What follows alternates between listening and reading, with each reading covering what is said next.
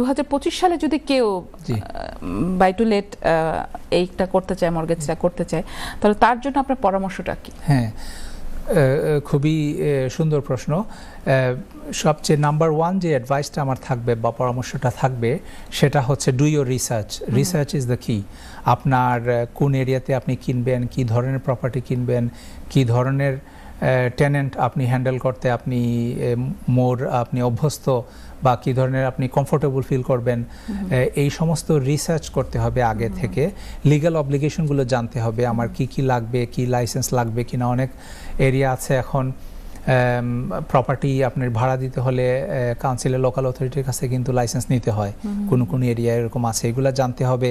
আপনার আগে থেকে মর্গেজ অ্যাডভাইজার বা প্রফেশনাল যারা আছেন, আপনি যদি বিগ টাইম ইনভেস্টমেন্টে আসতে চান, মনে করেন মাল্টিপল প্রপার্টি কিনতে চান, প্রফেশনালের মর্গেজ অ্যাডভাইজার অথবা আপনার অ্যাকাউন্টেন্টের সাথে বসে ভালোভাবে কথা বলে প্ল্যান করে নেন, এবং ফিউচার যে ট্যাক্স ইমপ্লিকেশন আপনার আসতে পারে সেই ব্যাপারে একটা ক্লিয়ার একটা ধারণা নিয়ে আপনি যদি প্রপার্টি ইনভেস্টমেন্টে অগ্রসর হন তাহলে কিন্তু লাভবান হতে পারবেন।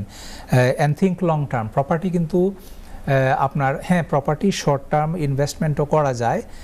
শর্ট টার্ম প্রপার্টি ইনভেস্টমেন্ট বা ওই ব্যাপারে হয়তো আমরা অন্য এক সময় অন্য কোনো মানে প্রোগ্রামে আমরা হয়তো অন্য এপিসোডে আমরা কথা বলবো। আজকে আমরা যেহেতু বাই টু লেট নিয়ে কথা বলছি, বাই টু লেট প্রপার্টিজ আর নর্মালি আপনার লং টার্ম ইনভেস্টমেন্ট। এটা আমি আজকে কিনলাম প্রপার্টি 200,000 দিয়ে, কালকে এটার দাম 400,000 হয়ে যাবে এবং আমি মানে প্রফিটেবল হয়ে যাব, এটা কিন্তু না।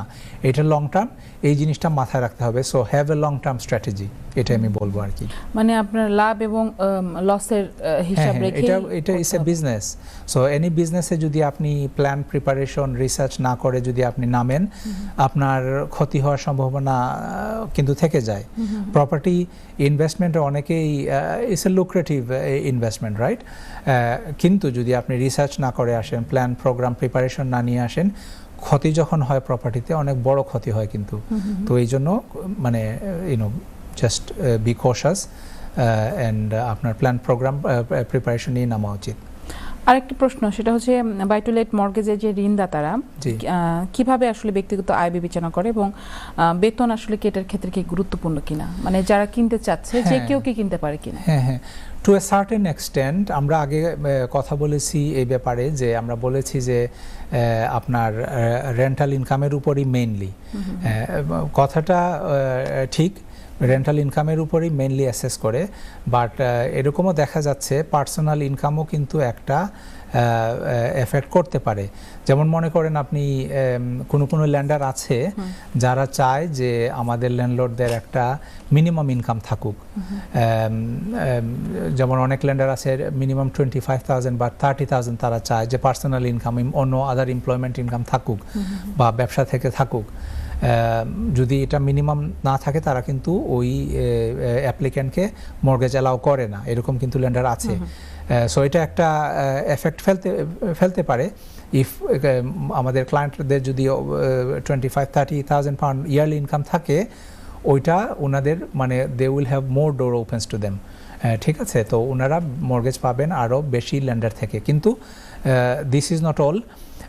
আপনার মিনিমাম ইনকাম, অনেক ল্যান্ডার আছে এরকম যে মিনিমাম ইনকামের কোনো রিকোয়ারমেন্ট নাই। আপনার 5-10 হাজার যদি ইনকাম থাকে বছরে, আপনি ডিপোজিট 25,000 পাউন্ড ম্যানেজ করতে পারলে, 25% ম্যানেজ করতে পারলে আপনি বাই টু লেট প্রপার্টি কিনতে পারবেন বা ইনভেস্টমেন্টে যেতে পারবেন। সো দুইটাই ঠিক। আরেকটা জিনিস আমি বলতে চাই এখানে, যে আপনার প্রশ্ন ছিল এরকম যে rental income, personal income buy to let ইনভেস্টমেন্টে কোনো এফেক্ট করে কিনা। আরেকটা ক্ষেত্রে এটা এফেক্ট করতে পারে, যে অনেকে আছে যে উনি এই বাই টু লেট প্রপার্টিটা কিনতে চায় লেট দেওয়ার জন্য, বাট এটার ইনকামটা মানে রেন্টাল ইনকামটাও তো হাই না, ঠিক আছে? তখন যেহেতু রেন্টাল ইনকামটা যে স্ট্রেস রেটটা কাভার করছে না ঠিক মতো, তখন কোনো ল্যান্ডার আছে যে অ্যাপ্লিক্যান্টের পার্সোনাল ইনকাম তারা দেখবে যে পার্সোনাল ইনকাম হাই আছে কিনা। তখন আমরা ওরা এটাকে বলে টপ স্লাইসিং, ঠিক আছে? যে রেন্টাল ইনকামের উপরে। অবশ্যই আমাদের একজন দর্শক আছেন আমাদের সাথে। দর্শক, আসসালামু আলাইকুম।